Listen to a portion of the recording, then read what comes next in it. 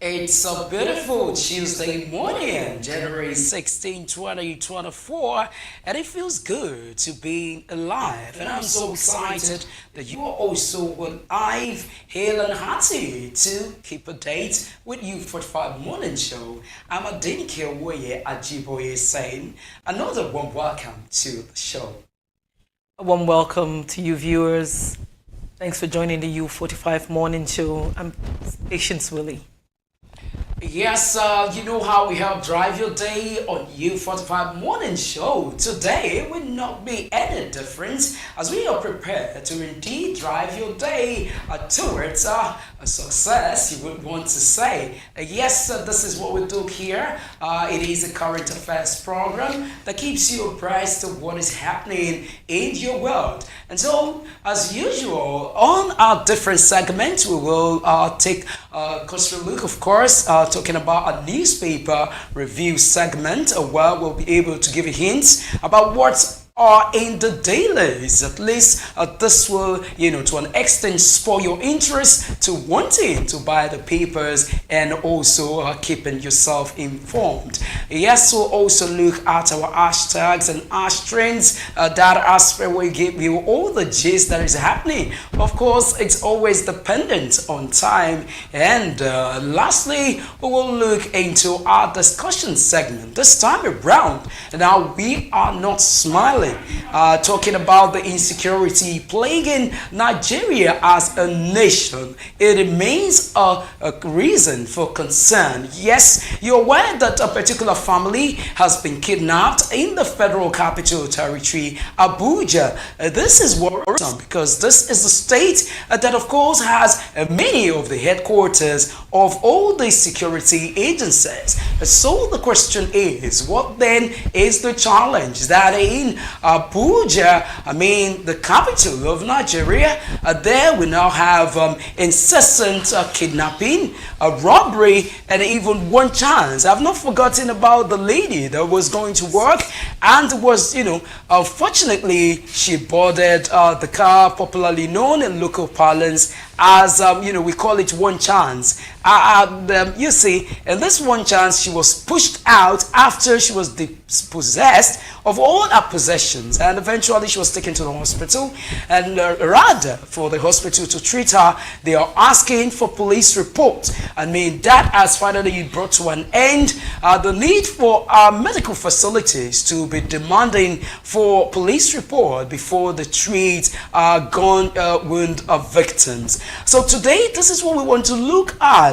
Why is Abuja hot right now? Abuja used to be known for peace and tranquility, but today now, let me tell you, residents of Abuja are not sleeping with their two eyes open, because just how do you start the conversation where a family living in an estate, estate is this place that we believe that it is very secure, and now kidnappers went in there and they kidnapped, a family, not even one person. This is actually worrisome. It is extremely worrisome.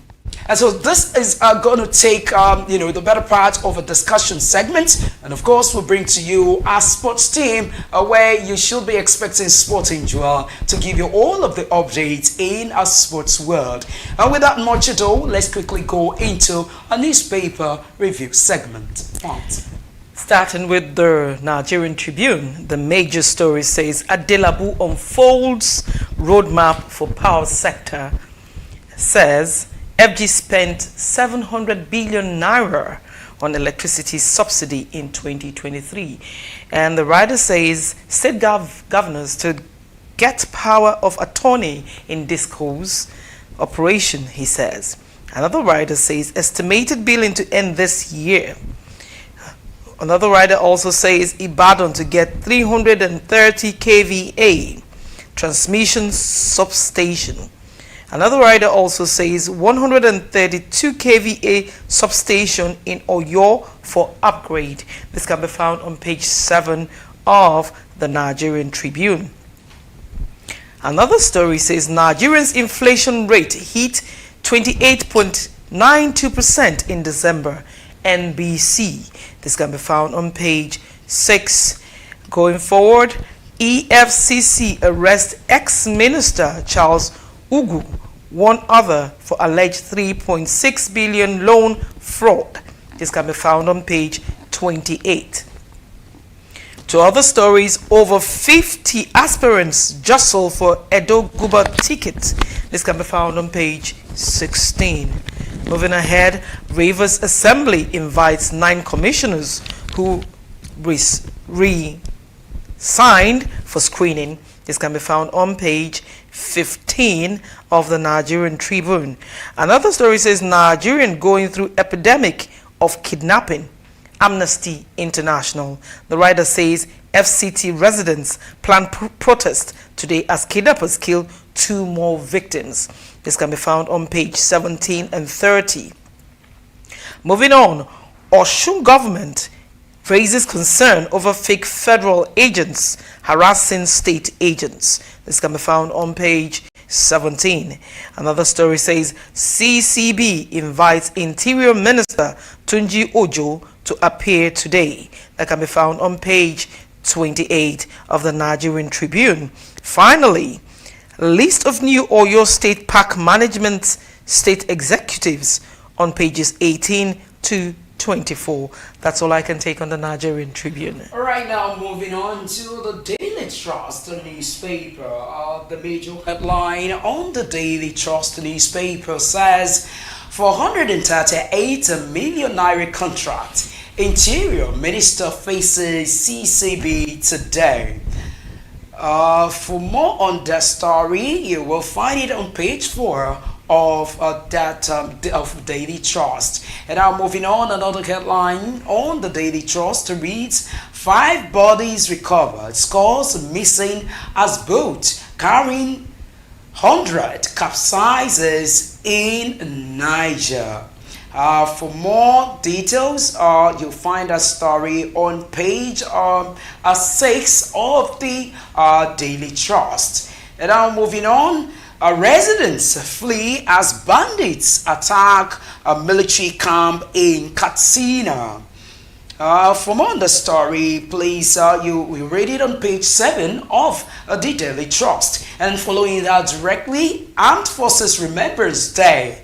Tinubu Akpabio, governors honor fallen heroes. For more on the story, you find it on page 4 of the Daily Trust. And a very interesting part of the Daily Trust is their front page comment. And of course, the front page comment is also talking about save Nigerians from kidnappers. I think this should interest you, at least if not for nothing. You should pick the Daily Trust to know what they are looking at, talking about the insecurity plaguing Nigeria. Moving to the Nation's newspaper. The major story says Tinubu prosperity soon after subsidy removal pains.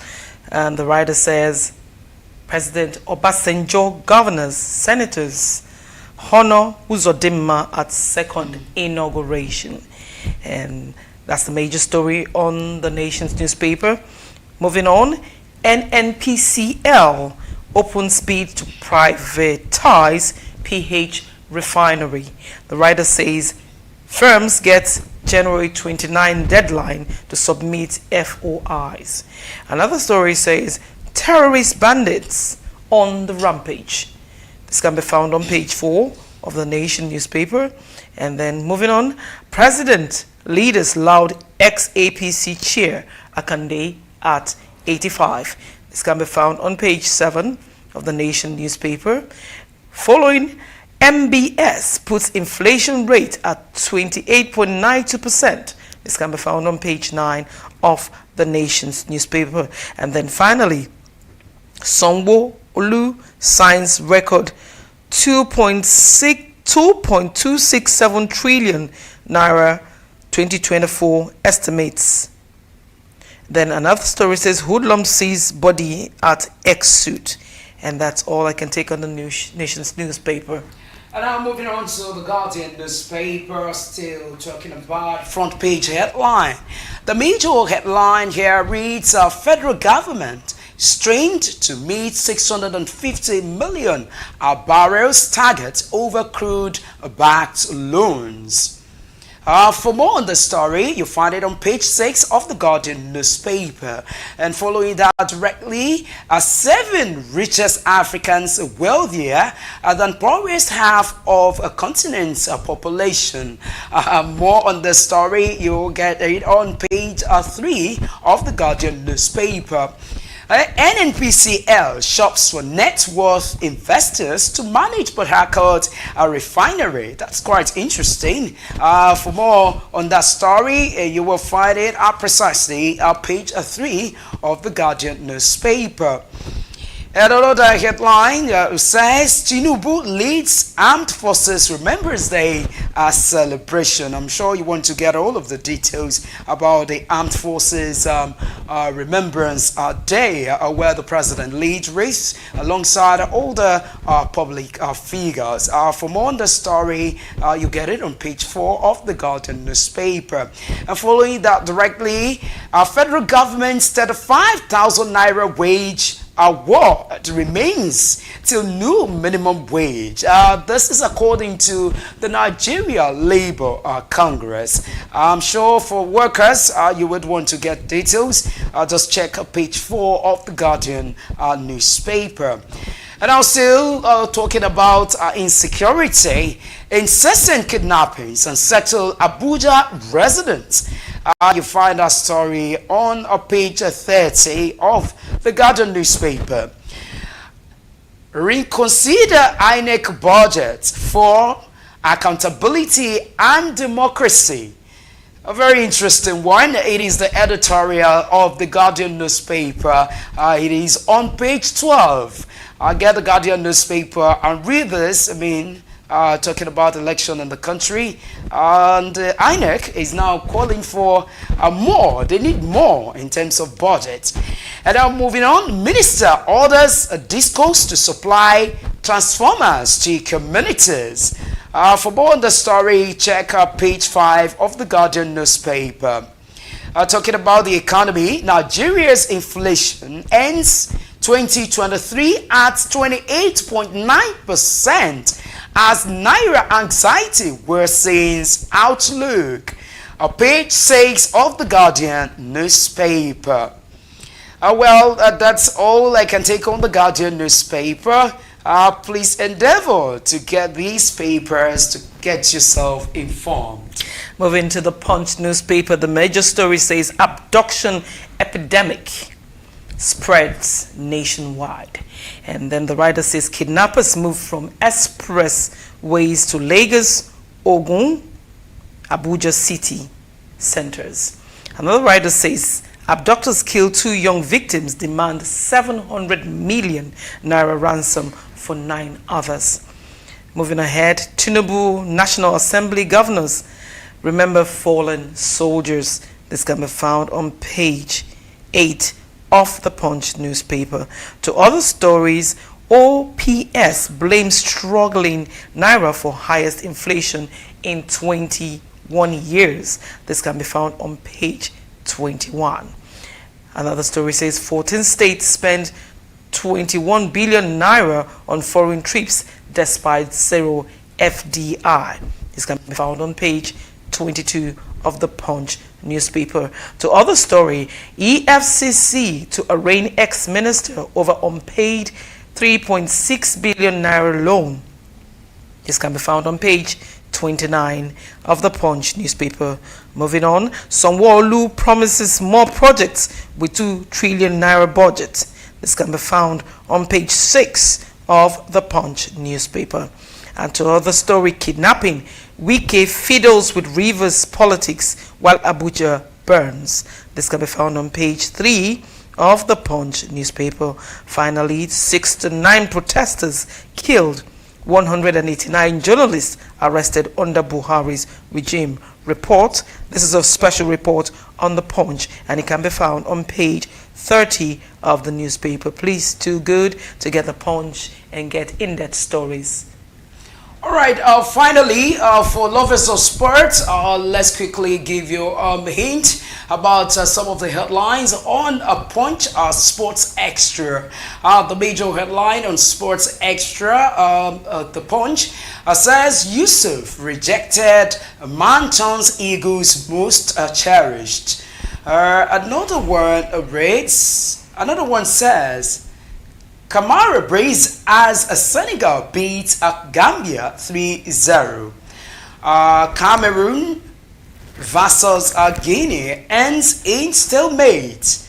Another story, of course, you find a story on page 7. Eagles know what is at stake. This is according to Trust Ekong. They're all the headlines here, but let me quickly just run through this. It says, Messi, Mata shine at FIFA Best Awards. Another word reads, we will isolate Osimhen. Wow, this is Ivory Coast coach saying that. For more details, you'll get it on page 7 of the Punch Sports Extra. And this is all we can take on our newspaper review segment. Endeavor to get these dailies to feed yourself, feed your mind. I mean, grow your mind, get yourself informed. I mean, like they say, information is key. If you want to rise tall and shine, to get this dailies right. So right about now, we will go into our discussion segment, and then like we told you earlier, and of course as you've seen us, I mean, reading out to you the headlines of many of the dailies, it is basically more about insecurity, and this is where we are also looking at today. Why has it been pretty difficult? Why has it been easy for kidnappers to continue to operate without any fear, no fear at all, even for security agencies? So what is really happening? Who is aiding and abating these kidnappers that they do all of these with so much impunity? The time has come for us to be able to nip these in the bud. Now, let me tell you another thing that is also very striking is that the police force PRO Muyiwa Adejobi, I mean, recently tweeted, and part of what he was saying is that the technology that the Nigeria police force, has is enough for them to fish out whoever from anywhere in the internet, especially for those that are hauling abuses and what have you on the internet. Muyiwa Adejobi says the police is capable. I mean, he was making us to understand the capability of the Nigeria police force. Yes, I want to believe this. Yes, the Nigeria police force is one that was able to arrest the notorious kidnapper in Nigeria. I'm talking about Evans. I have not forgotten about that. But the question is, why are these criminals having a field day in Abuja, at the nation's capital? This is totally unacceptable, and this is what we want to look at. Why has the police, which is responsible for internal security, it's been pretty difficult for them to bring to book these kidnappers? I mean, just yesterday, the kidnappers killed 2 young Nigerians, demanding a whopping 700 million naira for others to be released. I mean, just how will they be able to get this much of an amount? I mean, not even if we want to talk about the situation in the country, and then you're demanding a whopping 700 million naira for one person to be released. I really don't know how these people that are kidnapped, I mean, the victims will not eventually be killed like they have just killed 2 of them. How much of a value is Nigeria placing on its citizens? This is what we want to look at, and of course our guests we have for him to help us take a closer look at the incessant kidnapping, armed robbery, I mean, even murder of Nigerians. This and many more is what we'll look at the discussion segment. But of course, this will be after this very short break. So, join us again.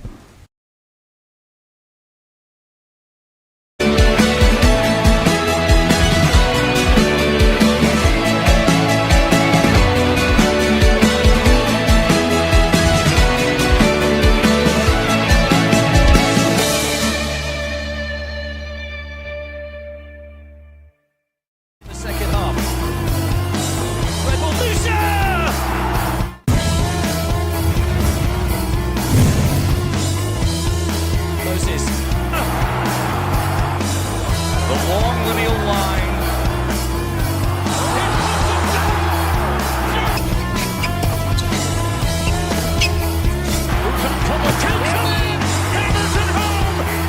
It's lights out and away we go. Bottas gets away well. He's alongside Lewis Hamilton and he's making a good progress.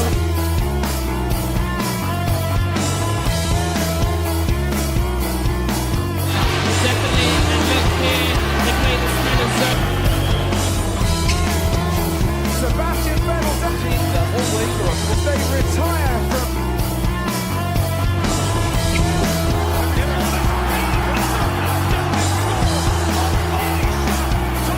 Moses. Ventura looking much more promising in the second half.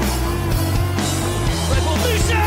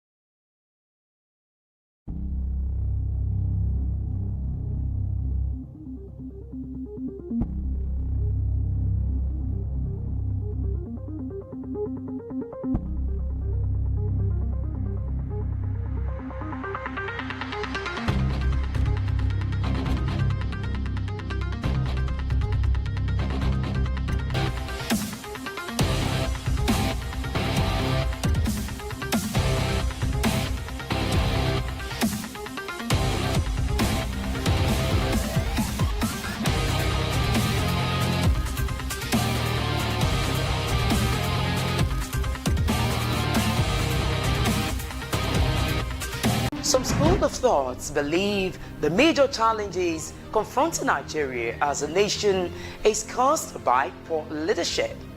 How true is this? You and I can actually put government into tools to deliver the dividends of democracy. Join us every Saturday by 11 a.m. to 12 p.m.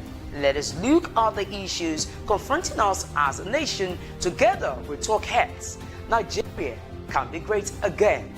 I'm Adenike Oweye Ajiboye. Keep it date.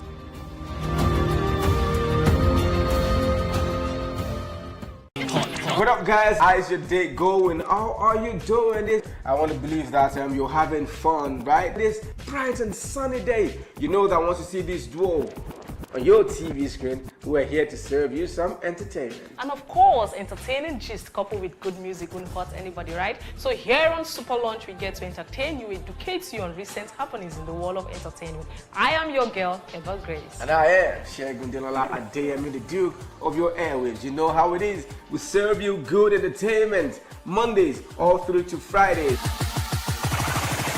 And that's how we do. We'll take you on a smooth ride of entertainment. So don't go nowhere. Join us every Mondays to Fridays. We love you guys.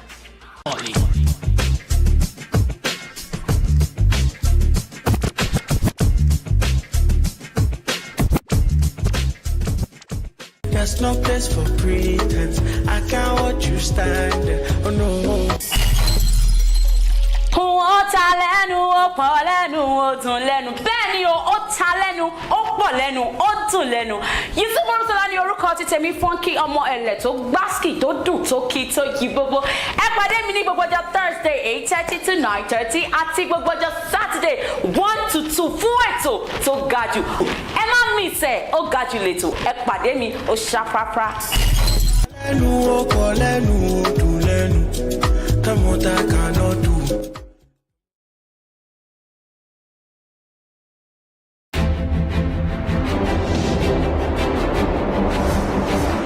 Welcome to Naija Plus. Make you not touch that there, make your finger for no.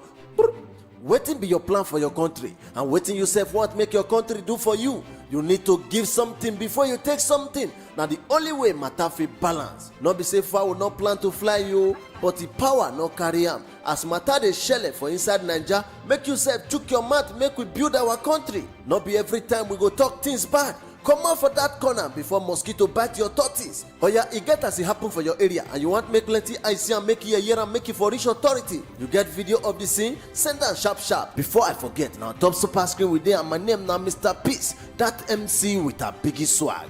Naija na for everybody. Make you not touch that dial, make your finger for no.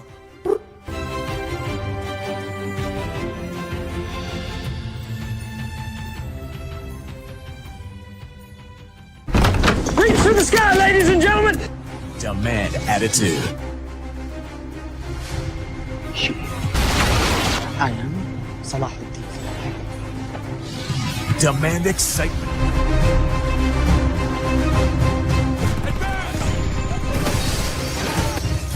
Demand action.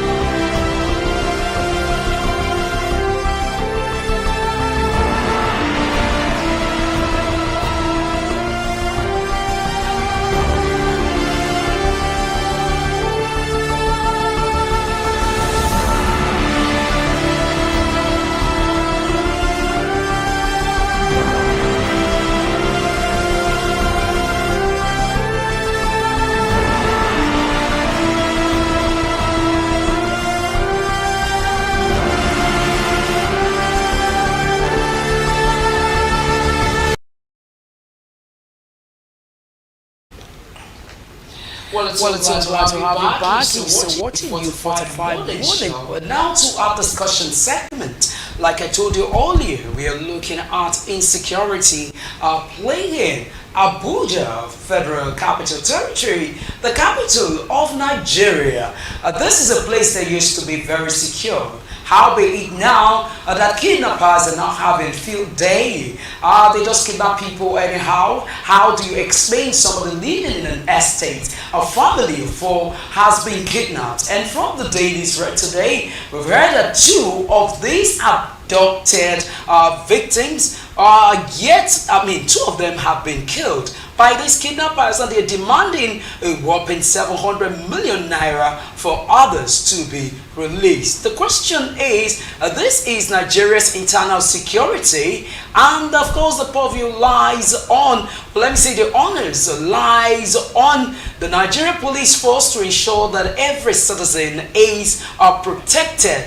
And now, if FCT is insecure, what wonders which state is now secured? That is the state, that is the place where a number one citizen of this country is. President Bola Ahmed Tinubu, where are we going, Nigeria? And now let me also tell you that a lot of people, of course, have been condemning this very insistent attack in the Federal Capital Territory. And I would like to tell you that the Commissioner for the Commissioner for Public Complaints, Adahatu Ezekiel, is already asking the federal government to prioritize the area security situation by immediately declaring a state of emergency. This is what we are looking at. Join us as our guest for today, a security expert, Valentine Edewo. He joins us live virtually from Kaduna. Good morning, Valentine. Good to have you join us on U45 Morning Show. Good morning. Actually, I'm now. That is joining us from Abuja today, and that makes it interesting because we believe that he'll be able to give us a good picture of what is happening right there. Good morning to you. Good morning. Thank you. I appreciate it. Beautiful. I'm actually finding it difficult to hear you. I really don't know, but okay. This is it, Valentine. What do you make out of a once a very peaceful state like Abuja, the Federal Capital Territory, that is now becoming a criminal's den, so to say? We have seen a lot of people being kidnapped. We've witnessed a woman going to work, and she boarded a one-chance vehicle, and she eventually lost her life. What's your take on this situation?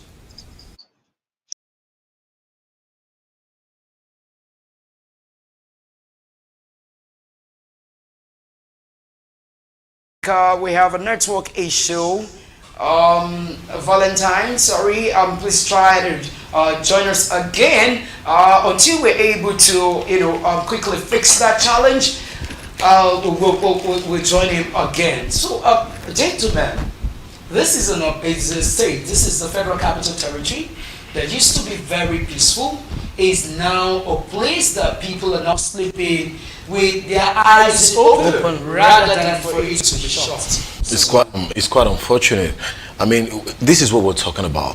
When this kidnapping started up north, the government didn't tackle it the way they should. Now see how it is spreading so far. Abuja is now becoming the headquarters. I remember last year when residents were, crying that the state of kidnappings and insecurity is growing. Nothing has been done. And look at what is going on. Let me hold you on. I think we have a good connection with our guest right now. Valentine Edewo, can you hear me now? All right, yes, I can. So, Valentine, I quickly want to know, what's your take about these incessant attacks in the Federal Capital Territory, Abuja? Okay, thank you very much. Good morning once again, and Happy New Year. So, my take on this is this. I've been saying this severally, that when you have a house and you have a door, obviously, and obviously, when you have a door, you should have a window for ventilation, right? So if you secure your door very well, right? Your door, you secure it very well, but you leave your window vulnerable, then he who follows through the window is a thief, right? And he who gain access through the window will eventually open the door that you locked or you secured. So what is my point? We have Abuja surrounded with different states. State like Kaduna, state like Niger, state like Nasarawa, state like Kogi. And this state I just mentioned, there are no time that we don't hear a series of attack, especially Niger State, Kaduna State, Nasarawa State. So, and they are like window to Abuja. So, when you think you have secured Abuja as a door, but or rather as a house, as I give my first illustration, and you leave your windows vulnerable, then the house will eventually collapse. In the sense that if you think you're securing Abuja, and you are neglecting the security or the citizens' safety of Nasarawa State and also of Kogi State and of Niger State and Kaduna State, then a time will come, these people will follow through the window, enter into the house, and eventually open the door for free access. So, what's my take? My take is this, that until security becomes a priority, I keep saying this, when something becomes priority, options to curb it will come to your board, right? When you put something on a scale of preference, when you put something on a scale that becomes priority for you, ideas will come in because that's what you want to solve. When you have a vision, you have a mission, an objective of something, solutions usually come. Not even usually, solutions come because that's what you want to solve. So until it has become a necessity that insecurity is something they have to solve, not to play with, then I think it will be something of the past because it's obvious that for a very long time it has been a reputation, same method, same way, same attack, citizens died every day. And the painful part is that we have a policy that says no ransom will be paid by the government, right? But it's so funny that I keep saying this, that it is not enough to say you have given a policy by just statement without physically putting measures in place. For example, you said you want to curb the issue of traffic and you just decree. You said, okay, these are the rules and regulations for traffic violation or traffic laws and all that. But you do not put in place measures, physical measures that when, like for example, you're trying to avoid maybe let's say one way, and you just say it as a statement and say, okay, there should not be one way, but you do not put physical measures that will block those that will eventually take one way, people will also break the law. Now, what is my point? You said, okay, my point is this.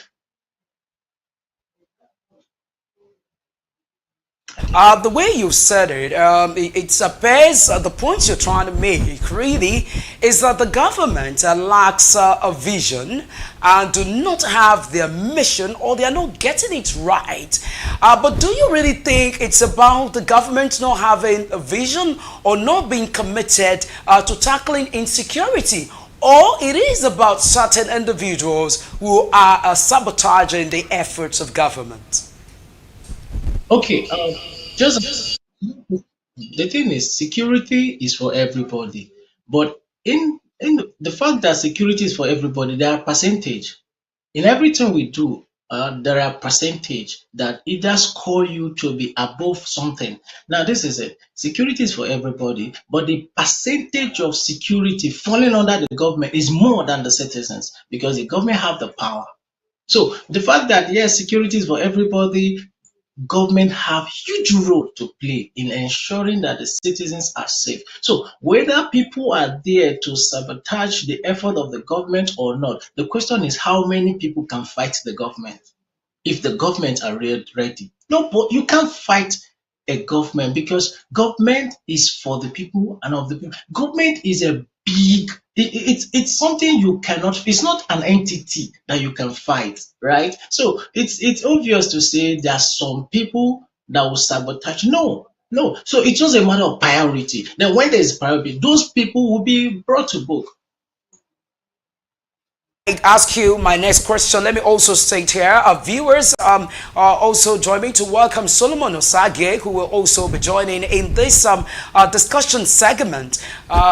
Solomon, you look good as usual. Thank you. It's good to be here, but I'm not happy. Looking at the state of insecurity in this nation, and we've all been talking about it, and nothing has been done. And like Valentine is saying, talk is cheap. Systems have to be put in place to tackle it. Yeah, exactly. But in any case, being unhappy or not being happy, you look good. All right, of course, looking good is as simple as ABC. That is one thing that you can take away from our presenter. So back to the topic of discussion. Valentine, can you hear me? Yes, you have just heard my co-presenter also saying that he's not happy this morning, and I'm sure that is the position of many individuals or citizens, except for those who are aiding and abetting crimes, kidnapping, which is on the increase in Abuja. So now the question is, we have seen the first PRO, that's the first public relation officer. I'm talking about ACP. His name Muiwa. Now Muiwa came out recently in a tweet saying that the Nigeria Police Force is able to, get his fingers on any individual posting all sort of postings on the internet. I would like to, for clarity, I'd like to read it the way it is so that you can also help us to look at this because a lot of people are also asking questions. And now this is the tweet according to Olumiwa Adejobi, the first PRO. He says, many here think they are untraceable. Very funny.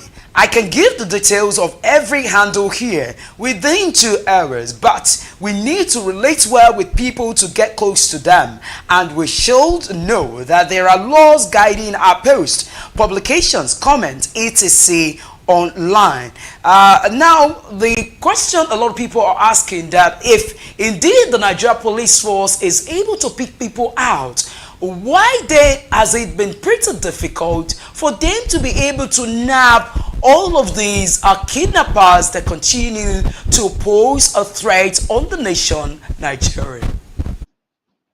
You see, talk is cheap, just as Mr. said, talk is cheap. And I said it also that you don't just come to say there is a policy and you don't back it up with a physical policy of it, because definitely human beings are bound to make mistakes, and things may come up where you just want to break the law. But once there's a barrier, physical barrier, but if the police actually said they can trace people, yes, they can, because I told you, you can't fight the government, and government have a lot of technology if actually they are ready. That's why I keep emphasizing. I said, when you have something as a priority, solving it will be very easy. Now, the thing is this: the police can actually not succeed in its curbing crime without totally relating with the community, because police is for the community and the community is for the police. So both of them are like twins. The police cannot effectively do any of their policing without the community. So now, coming to post this, I think I don't want to be so direct or negative, but I think he should have been more logical and more sensible post, in the sense that the issues at hand are tense. AG, we have series of reputations of kidnapping here in Abuja, that same location in Duse. So coming to say this, it means to say they know them, but they are keeping quiet. If other people, if citizens want to do deep interpretations of posts, so he shouldn't have said, because they are experts that read words to words. So you saying you know people, you can trace them. The question is, why up till now you can't trace the people who are adopting citizens, innocent citizens, day in and day out? And the painful part, these innocent citizens pay millions. Millions. Some are even killed because they don't have the money. So it's a shame in the first place. If me as an expert will read that statement, you shouldn't have come to say this. just the way he came out to say that the slogan, if you no grief for anybody, that what will create chaos. There are some things as a professional you don't come to say, looking at situations on board. Because if you are saying this, interpretations comes in diverse measures. Now you say you can trace. Now, if me want to ask him, I will say, why haven't you traced even the first attack that happened in Duse? Because there was a repetition. It was not the first one. If the case was the first, we say, okay, maybe measures are put in place now to cop a second attack. But there is no measure. So I said this earlier on. I said the government came out boldly that they will not pay ransom. But the question is, but there were no physical measures to ensure that citizens do not go behind to pay ransom. So it's so funny, and the truth is, there are things that are on board that is painful, and the citizens are not happy about it. So if experts are coming on media, on different platforms to talk, they should look at it first. Now, what I expected him to say is that, okay, this is what the police force would do, ensuring that this will not repeat himself, and measures are, these are the measures we are putting. So sometimes public want to see what you're doing, so there should be those measures put in place for public to see, not to tell the public that you have the measure. But the question is, why do you then fold your hand? Because I said it last time. I said, is it because the government are not paying dearly for all these things? Do you know how many citizens died? Do you know how much citizens pay? But is it because those in authority are not being affected? Because there are two things. It's either you are affected or there is an effect of it. So is it because you're not directly affected? That is why you can just come on media to say this is this, that. Do you know how many people are traumatized? Like, it's painful. So what I expected as the spokesperson for the PPR should have come on board is to enlighten the citizens by giving them hope that yes, we know this is painful, but this is what the police will do, and this is what the police are doing, and this is the measure we are taking. In fact, we are going to the bush, we are going to the forest, we are ensuring that no citizens will be left in that forest. Then citizens will be happy than coming to say we can trace. Because I keep saying this, I said the military, if they stop their movement and stay in the forest, I said this, if they stay in the forest, the issue will be why chasing this bandit or whoever people are. Now they will meet the military in the forest, but the question is, when they chase these people to the forest, there are nobody to to cop them or to repel them, so these people will now confidently reside in the forest. So it's so painful that there is no collaboration, there is no strategy, there is no tactical measure. Strategy and tactical measure, these are two things. The tactical measure is a quick measure, more of the reactive.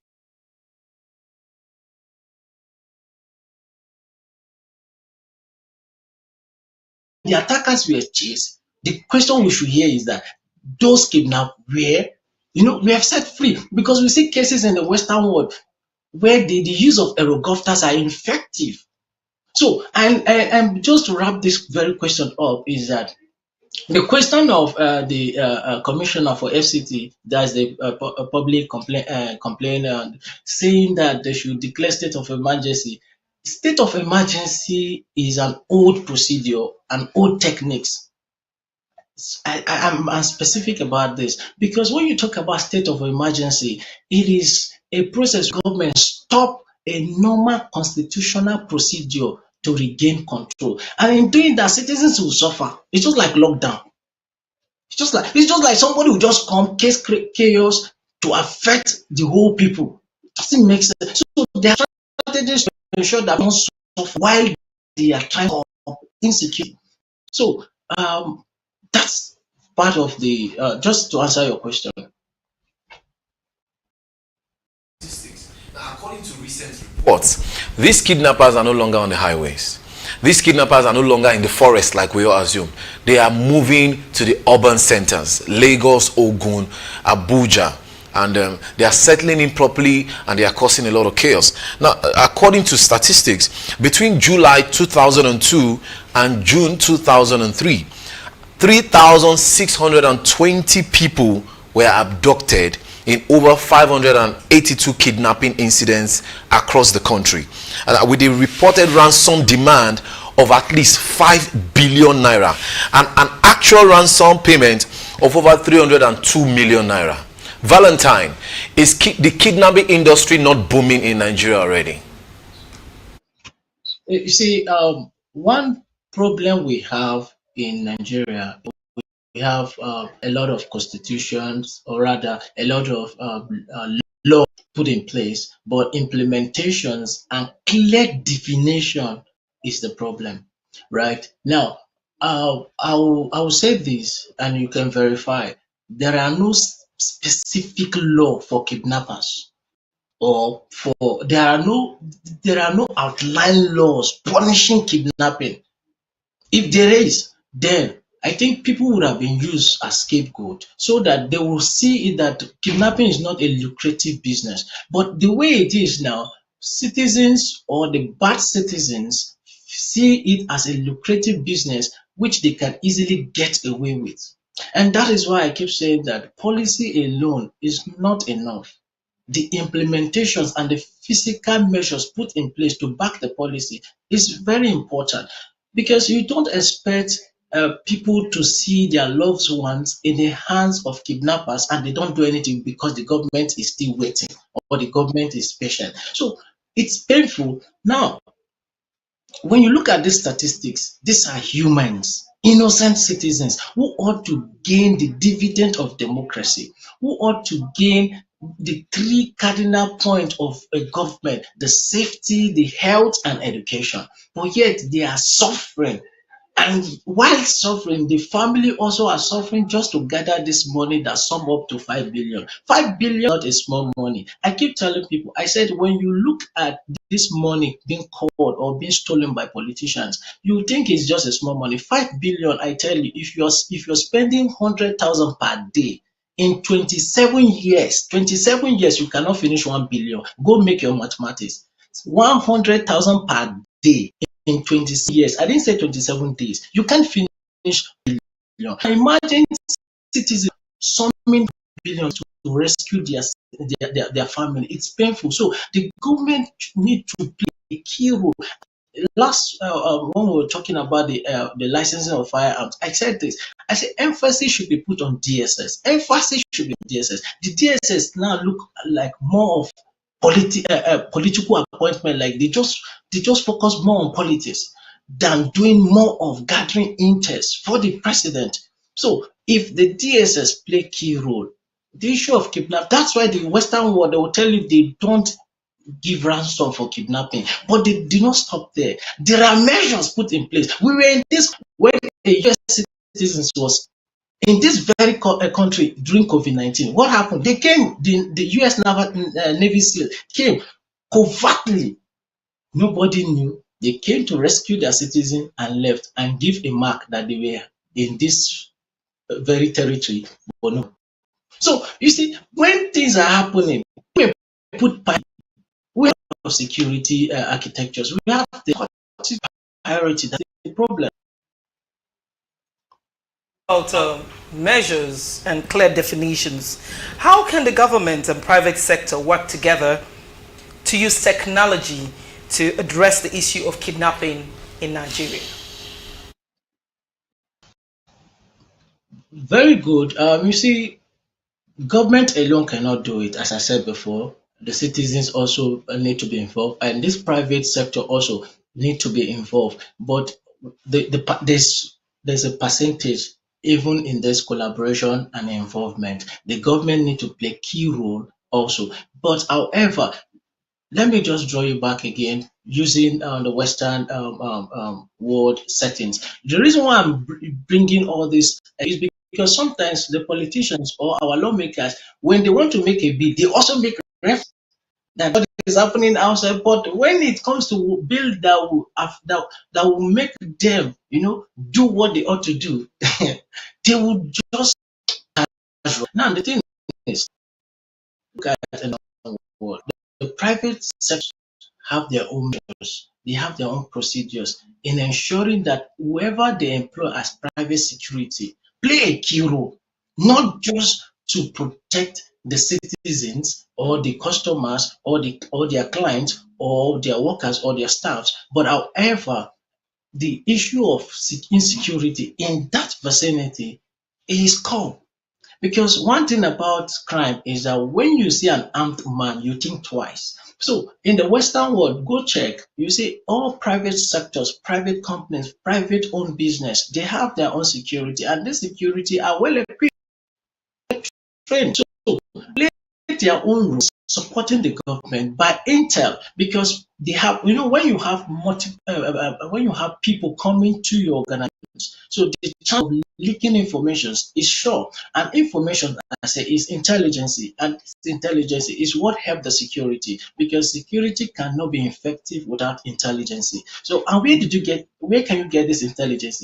It is through gathering of people, through gathering of people. So if the government play their own role and the private who also have citizens play their own role, that okay, these are intels we've gathered so far from different clients or whoever and all that, share it with the government. So if this collaboration falls in, now the citizen will not be withholding information. That's the key word. Withholding information. The citizen will not be withholding information to supply for the government because I say government has to play a key role. And that key role is the government are the one doing the execution. Even though as a private business owner or as a private organization, there are executions you can't carry. So you have to still fall back to the government. So the question is very affirmative because they need to collaborate. But at the end, the government need to take the execution. All right, Valentine, let me quickly ask you, this very residents that were kidnapped at Shagwari Estate Layout at Dutse, I want to know, being that you are talking to us from Abuja, what's the atmosphere like in Abuja, in that particular area, if you have information reaching you or if you've been around that area? That's number one. We have also seen that these kidnappers demanded before 60 million, after which they increased it to 100 million naira, and eventually now they are calling for 700 million naira ransom. What do you make out of this? And I'm trying to remember now, the commissioner for in Abuja, I talked about it earlier. I'm trying to remember her name now. The man calling for a state of emergency in that Abuja. Do you really think this can actually be the solution to this, to tackling this challenge? The terrain there is really not something that is how would I put it? It's more close to rocky area. That's one, and it's really prone. To be honest, it's a prone area where prone in the sense that it is close to the forest. It is quite close to the forest. That's a very confirmed if you could visit that area. So it's not like it's a place where it is being surrounded or it's the heart of Abuja. No, it's an outsketch. So it's even close to Kaduna Road. You understand? So it's a place you pass, then you get to Buari before Abuja Road, which is Jere. So it's the forests there are closer. So it's a rocky area and forest area. So the distance for any kidnappers to move to the forest compared to where it happened in the heart city of Abuja, the difference are clear. So it's really close to the forest, right? Now, but the thing is measures to be put in place. You don't just come and say, okay, we're stopping or citizens should not pay ransom, and there are no measures put in place, and you're just like folding your hand because that's what it means, and you allow citizens see their loved ones suffering. If you ever sit to hear those adopted citizens release to tell you what face there, you will know that you will not want to take a chance to allow them spend more days. So you want to get money to release them.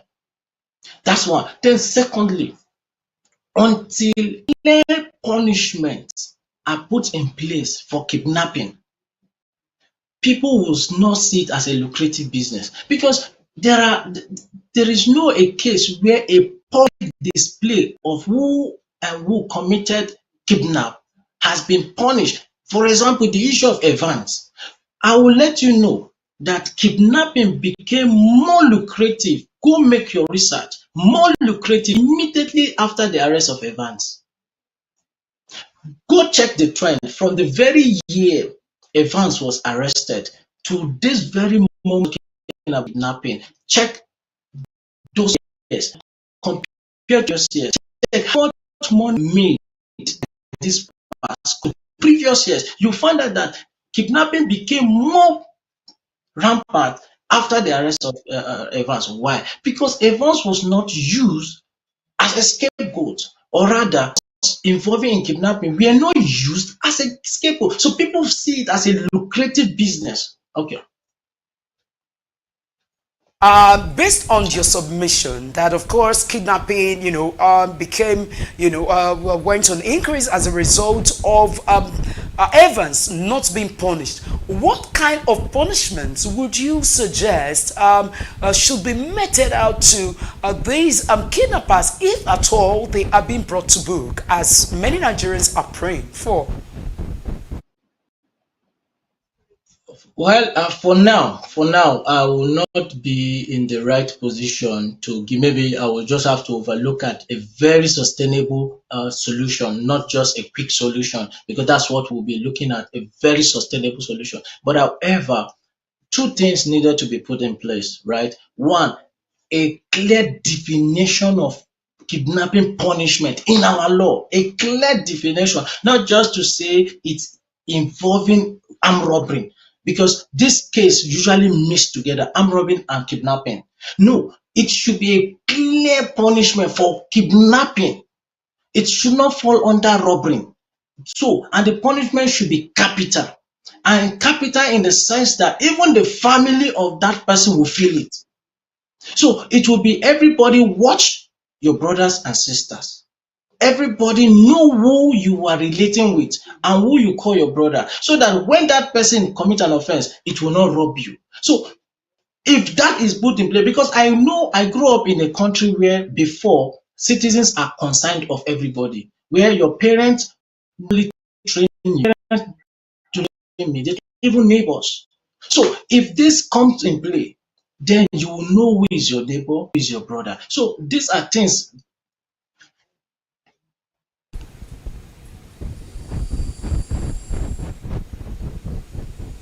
Valentine. So what's the second suggestion in regards to how kidnappers should be dealt with? The second suggestion, it's what I said. I wouldn't want to just give a quick one, but a sustainable one. But that will not be today. But however, the second one that will ensure that kidnapping is curbed is that the government should put it as a priority that the security of humans, of citizens of Nigeria, is in fact is put as first. Now, in this incident, if there is a kidnapping situation in a state, the chief or the commissioner of that state should be given certain duration, either 1 month, either just a duration, to ensure that these people are released or he loses the seat. So if measures are put in place, in the sense that the second one is accountability, leaders should be held accountable of the position given to them. You can't be a chairman of a local government, a king of a local government, a commissioner of police of a state, and you are here on board to tell us that there was an adoption in your state, and no.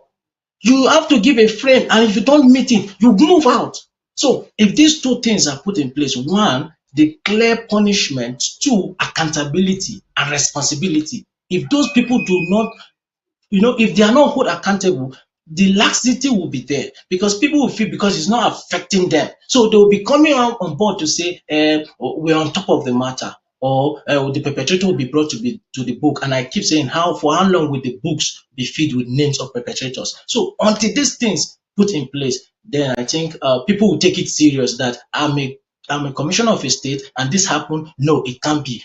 This before social duration or before this time, this will be brought to or will be released. And All right, Valentine, and quickly, I think it was January 5th when we got a report that 5 girls were abducted and one of them has been killed. Some even say 2. Okay, so I mean, it's quite unfortunate, the recent kidnappings, and I think it was the Buari local government area of Kaduna State that happened. Quickly, what do you think about this issue of state of emergency when it comes to kidnapping? We know that it's becoming alarming, but do you think the state of emergency is necessary when it comes to kidnapping in Nigeria? Now, it not depends on how you define state of emergency or how people define state of emergency. But generally, state of emergency means a government have to suspend a normal constitutional procedure to regain control of something. In that procedure, you can equate it down, lock down, a lot will suffer. If you're saying state of emergency, including citizens who are doing their petty jobs will suffer. So you are adding more pains in solving pain. So it's not a good strategy because I give you an example, 2 good examples. Up till now, the Ukraine and Russia are still fighting, but there's no state of emergency. I bet you, I know people who travel to Russia. So if you say state of emergency, you are stopping things constitutionally to work. And for how long? So, for example, if the state of emergency elapsed for 1 year, it means citizens in the period of that 1 year will not enjoy their basic amenities because of certain entities. No, so the strategy is not just the state of emergency, it's the measures to utilize the security. And should be the solution. You said? If you're saying state of emergency is not necessary, that it will ground economic activities, then what then is the solution to kidnappings in Nigeria? It's simple. I said it earlier on. If it is a priority, solutions will be there. Because I tell you, we have virtually professional security agencies in Nigeria, the DSS, the NIA, the police, the civil defense, name them. Now, it is the utilization of these security architectures that will play a key role. Look at the US. They don't just release state of emergency like that. Go make research. Look at countries who have more gun violence than us. They don't just release declare state of emergency like that. So you have to utilize the measures in place first. The state of emergency should be the very last. But however, there have not been the use of this. And I've been saying that the DSS have not been utilized as it ought to be. You can't say what are the DSS doing that they can't go to communities and disguise themselves as mad people? They can't go to forests. It's so painful. So the utilization of our security architectures need to be used. We can't have borders. We can't have customs and immigrations that. Okay, Valentine, well, your submission, quite interesting, talking about the need for all the security agencies to be better utilized. But then again, the question I want to ask is, we have witnessed in this country where soldiers are being, they're being deployed to the war front, the Sambisa and what have you, and at the end of the day, they meet with a stronger bandits because it looks as if even the military has been penetrated. So if you say that it is about full utilization of the security agencies, how are we certain that we don't have people who are sympathizers of these bandits? Let me just say many thanks to you. That will be a question for another day. I mean, this is the much the time can permit us to take from you. Many thanks to you, Valentin Adewo, for giving us your insights to the situation, security situation in Abuja. And we just hope that the government will ensure that they do not treat this matter with kid glove. Just like in your submission, you said this has been happening at different states, close to Abuja, and it seems nothing effective has been done, even though we have seen the president having meetings and different meetings with the security chiefs with the hope that indeed insecurity would be, curbed. But unfortunately, it continues to rise. We just hope that very soon the government will be able to bring solution to this in such a way that Nigerians can be able to heave a sigh of relief. Many thanks to you. Thank you. Appreciate it. Tyne Edor is our guest this morning, helping us to look at the incessant attacks in the Federal Capital Territory, Abuja. It is on the rising state, and there is need for that to be curbed. Gentlemen, so much has been said about insecurity now spread to Abuja. What do you think about the submission in regards to the solution? He has said that there's no need for the government to, call for a state of emergency. Well, yeah, I think his submission is on point, but also, like he said, the government need to prioritize.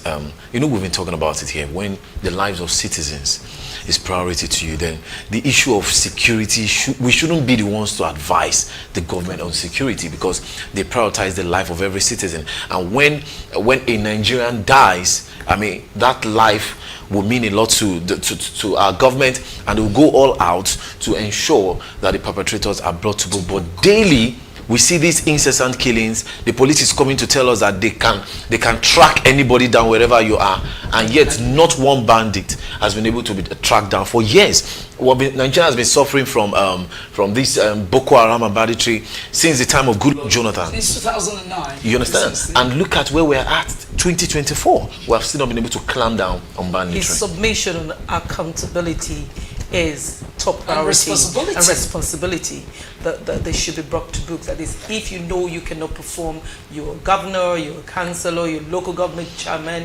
leave the seat and let somebody who can perform. Even traditional rulers, just leave the position and get someone that can do this job, because the lives of everybody matters. They say don't throw a stone in a marketplace. You never know. It could hit a member of your family. Exactly. Yes. All right, this is all we will have on our discussion segment. We will now quickly go to that segment which you have been always looking out for. It is time for gist, hashtags and hash trends. Solomon, what's going on? What's the gist? All right, so there's a case about Mohbad here, and it says Mohbad was bullied till his death, right in front of everyone, and now you are shouting justice, Kinikon. Now you guys have started bullying Baba Mohbad. So you mean a grieving father is lying about all these things? Take for instance, he is a rich man. He is a rich man. Will his daughter-in-law dare say that she wouldn't go for a DNA? Caesar. Now, what's her name? I think he's an artist. Cynthia Morgan. What Cynthia Morgan is saying, Cynthia Morgan is responding to what Mohbad's dad said, or somebody else came out to say that Mohbad was coerced to write his will at just age 26. How are we sure the will is authentic? That's another point. How are you sure this documents didn't just come out from nowhere? But I think it was his lawyer that came out to tell the dad that Mohbad actually has a will. It's not today that we have seen lawyers that are not being truthful. Lawyers, they can also be after the life of a lawyer, and the lawyer can actually be coerced into Exactly. doing certain things. So it's possible also that the father is also being, pushed, subdued under pressure to come out and say that indeed this is the situation and all that. Well, this whole story about Mohbad, one thing you have to know is that if you're wealthy, all of these will always come up, and that's why sometimes again it is advisable that you also have a confidant, somebody you can really trust. Where you can write and keep things, and that's why you see a lot of people also write will these days. They go and drop it in the bank, just because they're afraid of family members seeing them, and they feel that okay, it doesn't favor them. They start deducing or looking for ways to ensure that they turn the will around in their favor. All right, another story is trending. Union workers lament over targets as lag ride driver slums and dies while preparing for work. The thing there is, companies and bosses should be more careful with the kind of targets they give to their workers. Like the incident of this lady that killed herself at the banker. The banker that killed herself at Globus Bank Ikorodu. She was not able to meet her target. That's the reason why she committed suicide. She wrote it was part of the suicide note. It was part of it. Yes, and now this man, because he needs to meet the target, slumped and died. We have to have empathy towards our workers. Some of you can't even meet these deadlines. So why do you impose it on your workers? It is not fair. Another thing is, what is the state of the health that's what I even feel. Employees? Do we really have proper medical, checkup before we employ people? I don't think we have that. How many organizations still do that? And then you put people under pressure and lead to pressure. Exactly. I think that's what has probably happened to this man. And you see, another thing is also trying to meet the demands on the home front.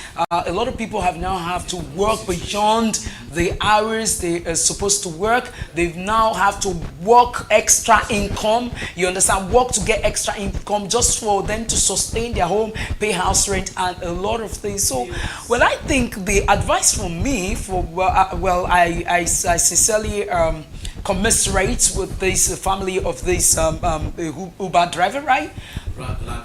Lag right drive. However, this is a clarion call and an appeal to all those in this business and every other business in Nigeria, because it is not in our culture to always go for regular checkup. And again, if you even look at the bills you have to pay at the hospitals, you begin to think twice, because what's the essence of taking yourself to the hospital or when at the end of the day you are being held down that you cannot pay your bills. And so how do you work? How do you feed? And the hospital is going to hold you down. And then that brings us to the government. Our general hospitals are not cheap. They're not free. They are even more expensive than most private hospitals. Please, can you help the citizenry with the bills? Bring these prices down. They're outrageous. Subsidy. And most times, they'll make subsidy. Subsidy, yes. Most times they make you run some tests that you don't even need to run. Exactly. To They get just money. waste money. Waste money. They even refer they refer you to somebody they know in the same medical facility so that every department can make money. That's what I say, and that it's not fair. Yeah, absolutely, it's not. Now, finally, on hashtags and trends, do you guys remember Sylvester? The 12-year, the child that was killed in Corona. So Corona, according to the Corona school, they said they will be coming with a release of the actual incidents, happenings concerning his death. That will be on the 12th of April. And so Nigerians are looking forward to it, because his family has said that their son died from bullying. Bullying, yes. From bullying from about five of his mates in school, which Corona denied. So we're looking forward to that story, and we also want to appeal to parents and school owners to look after these children. Parents are paying a whole lot of money to send their children to school. It's quite unfortunate for this family to lose their son, and he died while in school. That's so bad. You know. All right, so that's all we'll be able to take for hashtags and trends this morning. All right, with that being said about our hashtags and our trends, right about now, we will take a short break, and guess what? It is about time. The Sporting Joe Wakego will be right here to give you all of the updates that you want to know. Of course, that is also subjected or determined by the timing. So let's quickly take this breather for Sporting Joel to come here and give you the update in the sporting world. Join us again. The second half. Red ball, Musa!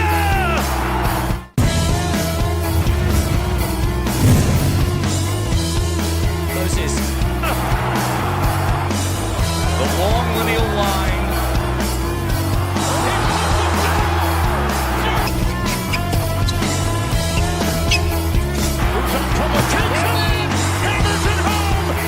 It's lights out and away we go. Bottas gets away well. He's alongside Lewis Hamilton and he's making good progress.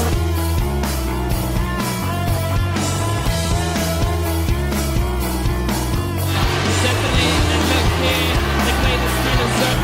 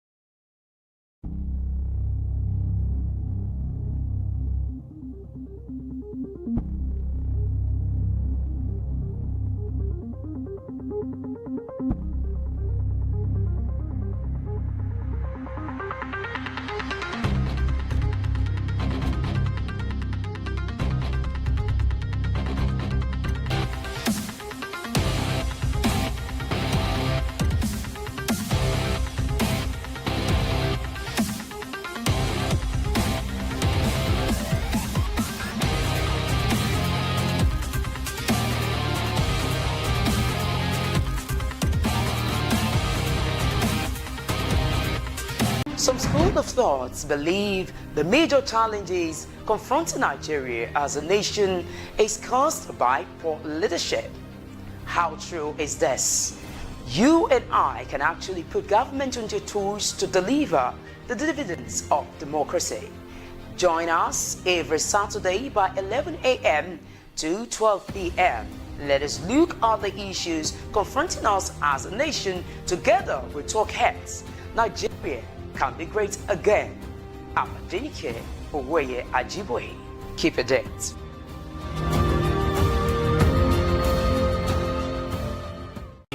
What up, guys? How's your day going? How are you doing this? I want to believe that you're having fun, right? This bright and sunny day. You know that once you see this duo on your TV screen, we're here to serve you some entertainment. And of course, entertaining gist coupled with good music won't hurt anybody, right? So here on Super Lunch, we get to entertain you, educate you on recent happenings in the world of entertainment. I am your girl, Eva Grace. And I am Shegun Delola Adeyemi, the Duke of your airwaves. You know how it is. We serve you good entertainment Mondays all through to Fridays.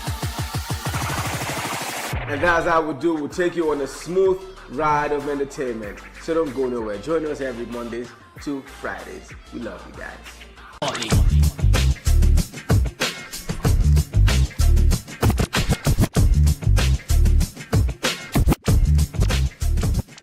There's no place for pretense.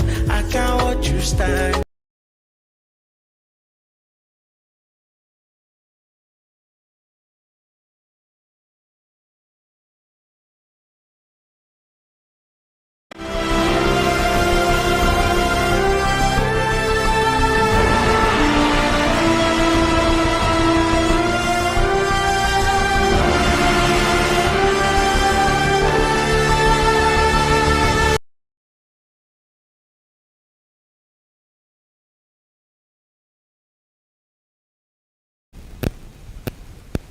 Well, it's so glad to have you back. Yes, Sporting Joe 1K Go is here, of course, to give you updates on Afcon. You know, Senegal played yesterday, and I'm waiting to hear how that match went. Yes, you're welcome to U45 Sport Train. Yes, Senegal played yesterday and actually won the game 3-0.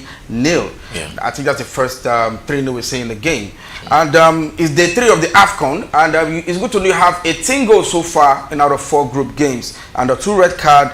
And now today is the turn of the Group E and Group F. Among those goals scored, they have 4 draws. Nigeria actually played a draw, and you have Algeria played a draw, and also Cameroon played draw. The scores of the game that took place yesterday, Cameroon ended 1-1. And Cameroon, funny enough, they are 5 times champions of the Afcon. I think they underrated their opponent, Guinea. I knew it was going to happen. And I said it during our sport train earlier in the afternoon that the Guineans play in a compact way. Yeah. They don't have any big name that you want to. Yeah, just what's his name right now? Nabil Keita. You know, so the opponents didn't know where to measure their, I mean, the main player that you want to climb on because they are all gifted and they play like a team, just like the Cape Verdeans. You know, so I knew it was going to be a hard knot for the Cameroonians. And they scored first. Yeah. Cameroon struggled to come back into that game. And high-flying Nigeria, they had it 1-1 against Angola. Yeah, low-rated Angola, but I think they have one of the richest football league in Africa. Very, very rich league. A lot of players, they don't go abroad to play. They just want to develop their league. And out there, it ended 1-1 against Algeria. You had all the big names for Nigeria. You had Chamini, you have Royal Mares, but they couldn't win. Absolutely, I said it yesterday that there are no, unlike before. You can see before now you can say Algeria, Angola, you can just say 3-0, 4-0, but there are no small teams no more in African football. More underrated of anything. The team. Now Nigeria will take their opponent on Thursday, but somebody believe he knows exactly what Super Eagles will do. Is the person of Coach Emmanuel Munike. Nations Cup winner 1994, he was then the World Cup 94, and actually he was the coach of Osimhen that won the Under-17 championship, and he believes Nigeria should manage their game against the Ivorians. I don't know what he means by management, game management, but why manage your game? You need to win because you can't afford to play 2 draws. But you have Equatorial Guinea and Gambia also. Joel, I'd rather they draw that game than lose it. Because you know that all is at stake in your final game. If we lose to the Ivorians, we have put ourselves in a very difficult situation. It's very, very difficult situation. You can say that again. Now, games will play later today Tunisia will take on low-rated Namibia. I'm sorry to use that word, low-rated Namibia. You know, I can tell what happened in the game. Yeah. And also you have Mali taking on South Africa, and Morocco will file out against Tanzania. It's going to be a very tight game. We expect Hakimi and Hakim Ziyech to do damage in that game. Now, we can't just talk about Afcon. We're talking about the Nigerian PFL. Absolutely. Games were played yesterday. It's week 18 on the LPFL, and we have Sporting Lagos. It was 2 against Stationary Stores, and Lobby Stars ended 1-1 against Kano Pillars. And you have Kwara United, they won that game 2-0 against Remo Stars, and Enugu Rangers, it was 4-0 against Gombe United. I'm happy about that. And Plateau United 1-0 against Eyimba. And the table, this is how the table looks like. Lobby Stars are topping with 33 points, and you have Remo Stars, Plateau United, and Doma United. Doma were actually at the top, but they couldn't hold their own, and they're right now 4th position on the log. But I think the MPFL League is still on while the Afcon is on. Also the EPL is on. Games we play later in the weekend. Anyway, I think that's it for sport. Then later today we're going to open Afcon studios with Prince Will, Osage, and of course myself. All right, thank you so much, Sporting Joel Nwakego, for being very sporty with your delivery this morning. Well, this is where we draw the curtain on U45 Morning Show. However, let me also state to you that it is important for you to go for medical checkup. I mean, you wonder why we came a bit late after the break for Sporting Joel to come up. It was because my producer just slumped, but thank God we're able to quickly revive him. So please, health is wealth. Take good care of yourself. Now, these are some of the things that we have to go through as broadcasters, because we have to be here almost every day. Well, I'm Adenike Ajiboye, thanking you for keeping the time with us this morning. Let's do it again, same time tomorrow. I am Osage Solomon Wilfred. And I'm Joel Wakego. And I'm Adenike Ajiboye. From all of us, do stay safe.